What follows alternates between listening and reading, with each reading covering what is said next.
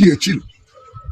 Non, c'est l'accord d'Alger qui donnait droit à Alger d'interférer dans les affaires internes du Mali.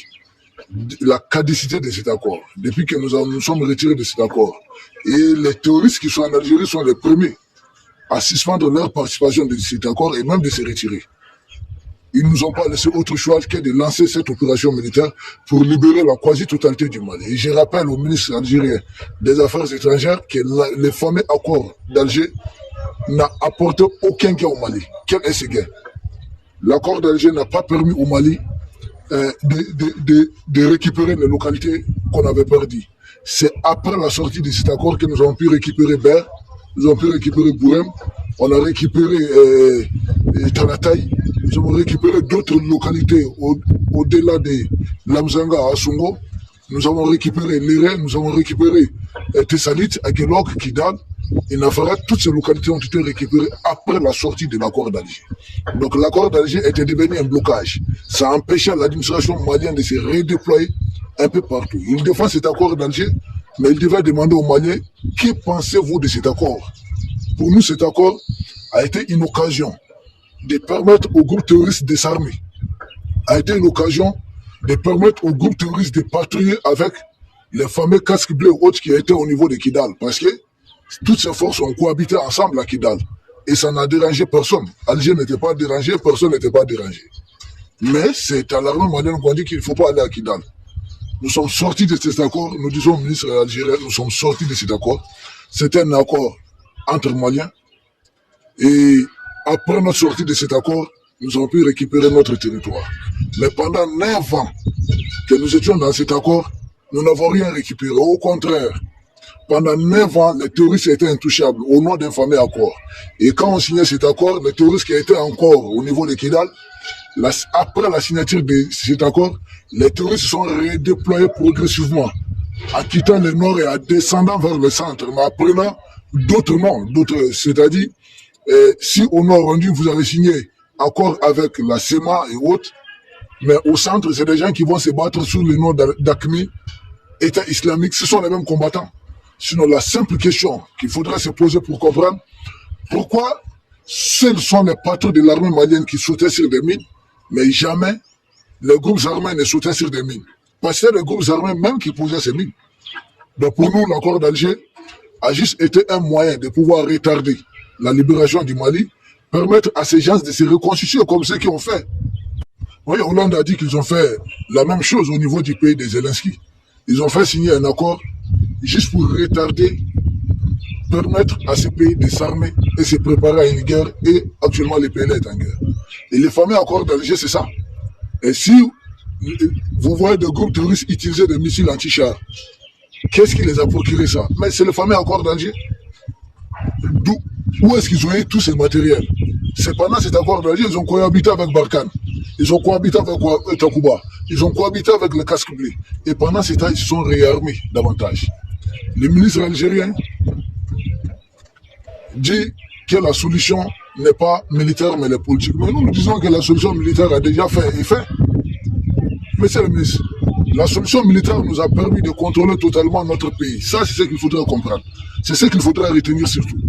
Ce n'est pas que nous sommes en train de nous battre autour de Gao ou bien je ne sais pas Kidal, non. Nous avons récupéré notre pays. Les combats de l'autre jour ont eu lieu à la frontière algérienne. Et si vous n'aviez pas voulu, de tels combats ne devaient pas avoir lieu là-bas. C'est parce que vous avez accepté, votre pays a accepté de servir des bases arrières. Tous les blessés ont été soignés où? Où est-ce que leurs morts ont été évacués? Les mercenaires qui sont venus au combat. Puisque vous avez voulu faire passer ça comme une histoire de la CEMA. Pour nous, la CEMA n'existe pas. Il n'y a pas de groupe séparatiste, il n'y a que des groupes terroristes. Est-ce des hommes qui vont prendre des armes, vouloir diviser votre pays là-bas à Alger? Vous allez les traiter des rebelles? Des gens qui vont vouloir faire ça en Europe là-bas, les gens vont les traiter des rebelles? Pourquoi ici en Afrique, on veut faire le distinguo entre, je ne sais pas, rebelles et djihadistes, terroristes? Mais c'est le même dénominateur. Ils sont tous là pour terroriser. Ils sont tous là, utiliser des armes pour parvenir à leur fin. C'est du terrorisme. Il n'y a pas autre formulation pour ça. Nous disons au ministre algérien des Affaires étrangères que pour nous, la voie militaire est la voie la plus sûre jusqu'à présent. Parce que la fameuse voie politique, ça faisait 30 ans qu'on était dedans. Depuis les années 90, on est dedans. De 91, premier accord de Tamara 7. Nous sommes allés au pacte national, signé en 92. Nous sommes allés à la flamme des paix de Tombouctou en 96. Nous sommes allés encore à cet accord d'Alger sous ATT en 2006. Nous sommes allés à l'accord de Ouaga en 2012. Et nous sommes allés à l'accord d'Alger en 2015. 7 accords en 30 ans. Pour quel résultat? Ces gens-là ont-ils été désarmés? La réponse est non. N'ont-ils pas monté, ne sont-ils pas montés en puissance? La réponse est oui. Alors, tous les accords signés ont permis aux groupes armés de se renforcer. Et on veut nous ramener encore dans le même jargon. Nous ne sommes pas des enfants. Nous comprenons ce que ça veut dire. Et c'est à nous de voir quelle solution nous convient le plus. Et le ministre algérien des Affaires étrangères, il tient ce discours parce que l'opération militaire Mali, Burkina, appuyée aussi par les renseignements nigériens, cette opération a fait que beaucoup ont laissé leurs chaussures partout. Vous avez vu les images? C'est des images vraies, réelles. Déjà, il y a eu beaucoup de choses. Il y a eu beaucoup de choses chaudes qui ont été laissées sur les sables chauds du désert. Le désert du Sahara est chaud, mais c'était encore devenu très chaud. Très, très chaud. Et ces opérations aériennes se sont poursuivies jusqu'à dans les dernières heures quand nous enregistrons cette émission. Ces gens-là se sont tous retranchés du côté de la junte tébouinienne. Donc, au lieu de dire n'importe quoi, prenez soin de vous regarder dans le miroir. Dites quel est le rôle que votre pays a joué contre le Mali dans ce combat, en soutien bien sûr au mercenariat. Votre pays a servi de base arrière aux terroristes et aux mercenaires qui sont venus attaquer le Mali. Votre pays a aidé à soigner les blessés. Votre pays les a aidés à enterrer leurs morts. Votre pays a participé à leur côté en termes de renseignement. Vous avez envoyé vos propres mercenaires, certains de vos militaires sous forme de mercenariat. Et cela a mal tourné. Ce n'est plus le Mali d'autrefois. Autrefois, un coup de main de votre pays, tout simplement, ces gens-là se retrouvaient jusqu'à Gao, Tombouctou, dans toutes les localités. Maintenant, ils ont tenté cette incursion. Le combat a eu lieu aux alentours de Tenzawaten et la menace a été contenue. Quelles qu'en soient les pertes que nous avons enregistrées, nous prions pour nos martyrs. Mais ce qui compte, c'est le résultat. Vous n'avez pas eu ce que vous voulez. Et cette patrouille de l'armée malienne qui est tombée dans cette embuscade a empêché une opération d'envergure qui était d'ailleurs annoncée par les terroristes depuis le territoire, depuis votre territoire, monsieur le ministre. Où se trouvent les chefs terroristes? C'est là-bas. Et vous les traitez de rebelles. Nous les traitons des terroristes, vous les traitez de rebelles. Mais vous êtes quel genre de voisins? Si ce sont des rebelles là, gardez-les chez vous là-bas. Pour nous, c'est des terroristes. Nous, on ne connaît plus que veut dire le mot rebelle. Chez nous, rebelle là, ça veut dire quoi? Rebelle. Donc lui, c'est le bon. C'est-à-dire c'est le bon qui tue les militaires et les civils. Lui, on appelle rebelle. Parce qu'il défend les intérêts des impérialistes. Quant à vous, monsieur le ministre. Nous disons, après avoir indiqué à monsieur le ministre le rôle joué, les différents rôles joués par son pays, nous lui disons que c'est l'accord d'Alger qui permettra à son pays de s'ingérer dans nos affaires. La caducité de cet accord, dès que le Mali s'en retire, toutes les affaires internes du Mali, si vous mettez votre bouche dedans, vous décidez d'en parler simplement, c'est de l'ingérence dans nos affaires internes. Et cela peut avoir des répliques. Et puis vous êtes très mal placé pour nous dire qu'il faudrait discuter avec des gens. Chez vous là-bas, un pays qui a arraché son indépendance au prix de plus de 500 000 morts. Un pays qui a toujours combattu le terrorisme. Il y a des groupes séparatistes chez vous, non? Vous les avez combattus ou non? Un pays, la dernière preuve, c'est quoi? Le dernier exemple, c'est l'attaque du site gazier d'Inamenas. Pourquoi vous n'avez pas négocié avec eux? Pourtant, il y avait certains pays qui vous avaient conseillé de négocier avec eux. Mais vous êtes allé lancer un assaut et puis vous avez liquidé tous ces terroristes là-bas. Est-ce que le Mali a fait un communiqué pour vous dire non, discuter avec les terroristes? Pourtant, ils avaient des revendications. Pourquoi chez vous, vous combattez le terrorisme? Et beaucoup de ces terroristes-là viennent de chez vous. Mais Abou Zaïd qui a été un étranger, il a quelle nationalité? Abou Zeid a la nationalité algérienne. Mokhtar Ben Mokhtar, activement recherché. C'est touriste d'Algérie. Il est de quelle nationalité? Il vient c'est quoi son pays? Mais il a la nationalité algérienne, Mokhtar Ben Mokhtar. C'est une information vraie. Pourquoi vous ne traitez pas leur cas? Or, ce sont eux qui se battent, ils sont dans une coalition avec les IA d'Agali. Et puis, vous nous dites bien sûr de discuter avec des gens. Vous nous dites de discuter avec des gens comme ça. C'est inadmissible. Pourquoi vous-même, vous ne discutez pas avec des touristes? Et puis, vous nous imposez de discuter avec les touristes. Mais beaucoup de ces leaders touristes qui sont au Mali sont des GSPC, viennent des GSPC, groupement salafiste pour la prédication et le combat. C'est des citoyens de chez vous. Vous avez transporté des touristes chez nous et puis vous nous demandez de discuter avec eux. Et chaque fois que nous nous battons contre les touristes, vous êtes là à dire que non, c'est des séparatistes, un problème entre Maliens. Non, c'est du terrorisme international. Il y a des Maliens, des Algériens, d'autres nationalités qui se retrouvent dans un terrorisme international. Et c'est ce terrorisme-là qui est combattu. Le terrorisme n'a pas de nationalité. Il est liquidé partout dans le monde. Tous les pays en font autant. Et je rappelle que M. Netanyahu vient de mener une opération coup de poing jusqu'à Téhéran, d'un pays d'autrui, au nom de la lutte contre le terrorisme. Et ce n'est pas au Mali qu'il faudrait demander, on est combattu sur notre sol, de discuter avec des groupes terroristes. C'est une insulte. Monsieur le ministre, c'est l'accord d'Alger qui vous permettait de vous ingérer dans nos affaires. On n'est plus dans l'accord d'Alger, donc ne parlez plus du Mali. Laissez tomber. Ne parlez plus du Mali, laissez tomber. Parlez de vos problèmes là-bas. Nous, on ne vous connaît pas une gente à la solde de la gente macronienne. Parlez de vos problèmes et laissez-nous tranquilles. Si entre nous là, on s'avale, on se mange, on se bouffe, on se vomit, où est votre problème? C'est quoi votre problème? S'il y a un pays qui déstabilise la sous-région, vous en faites partie. Parce que ça, nous, on n'a aucune frontière avec la Libye. Ces gens-là passent par chez vous pour venir nous attaquer. Ou non pour des raisons obscurantistes.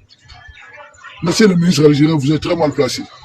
Votre pays qui ne veut jamais des groupes armés sur son territoire, vous demandez aux nôtres d'accepter des discussions avec des terroristes. C'est une insulte. À partir d'aujourd'hui, ne vous mêlez plus de nos problèmes.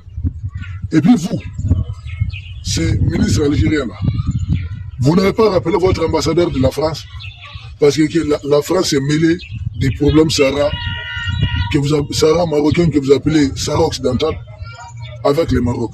Or, le Sahara, là, c'est pas votre pays. Mais pour cela, simplement, vous avez rappelé directement l'ambassadeur de la France. Et qui êtes-vous pour mettre votre bouche, nous, dans nos affaires? Pourquoi vous le faites?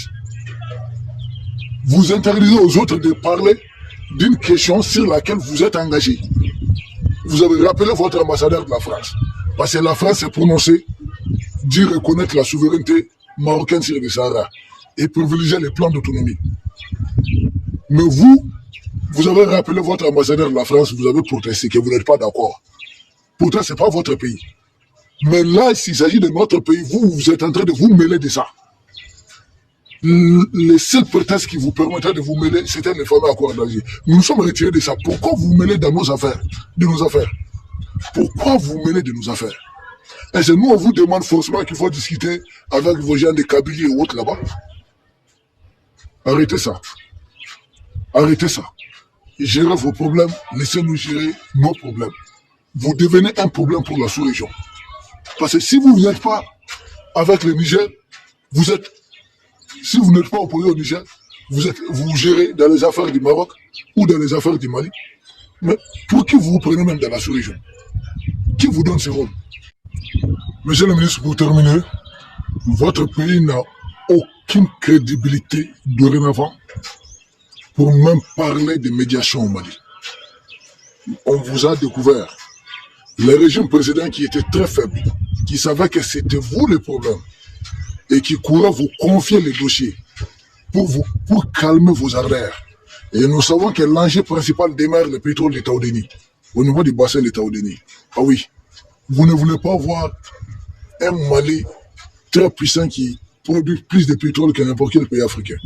Parce qu'on a la plus grosse réserve. Ça, c'est pas des rumeurs. L'enjeu principal demeure le bassin de Taoudéni. Vous avez autre raison, obscurantistes. Mais votre pays a perdu toute crédibilité pour parler entre Maliens. Nous, on vous a sauvé des griffes de la France. Nous, on vous a aidé à obtenir un accord face aux Marocains, qui pourtant avaient de l'avance sur vous. On pensait que c'était l'Afrique. Nous, on a été là, on a donné notre pays, nos hommes, nos matériels, nos sous. À l'époque, vous n'avez rien. Et aujourd'hui, vous êtes derrière le tourisme pour déstabiliser notre pays, pour des raisons, c'est pas de la peau, pour des raisons du pétrole. Et vous faites coalition. Vous êtes alliés à la junte macronienne, au service des Macron, pour parvenir à de tels besoins. Et vous osez mettre en avant des questions, accords, comme ça, vous-même discuter dans votre pays avec des touristes là-bas. Si vous êtes attaqué là, discutez avec les touristes. Ne nous demandez pas ça. Nos autorités aussi sont bien placées pour savoir ce que nous voulons. Et vous, un pays qui a connu plusieurs coups d'État, dont l'assassinat d'un président, au Mali, on n'a jamais assassiné un président. Chez vous, un président est assassiné, oui ou non? Vous êtes un très mauvais exemple en matière de démocratie en Afrique. Si c'est la démocratie qui vous pousse à parler. Vous, un pays longtemps dirigé par des généraux, je rappelle que dans votre pays, le premier coup d'État est intervenu en 1965. Et c'est le président le plus célèbre chez vous. Il s'appelle Ouari Boumedienne. Il a fait à peu près 10 ans sans élection. Et qui êtes-vous pour parler d'une élection au Niger à 6 mois ou une élection quelque part à 6 mois? Au nom de quoi? Votre pays a perdu toute crédibilité. L'Algérie de Boumedienne, qui était panafricaine, l'Algérie du prédécesseur de Boumedienne, Ben Bella, et l'Algérie des autres présidents qui ont suivi avant d'arriver à l'ère Bouteflika et autres, cette Algérie, nous, on ne reconnaît plus cette Algérie. Vous, votre Algérie, là, à la solde de la junte macronienne, continuez.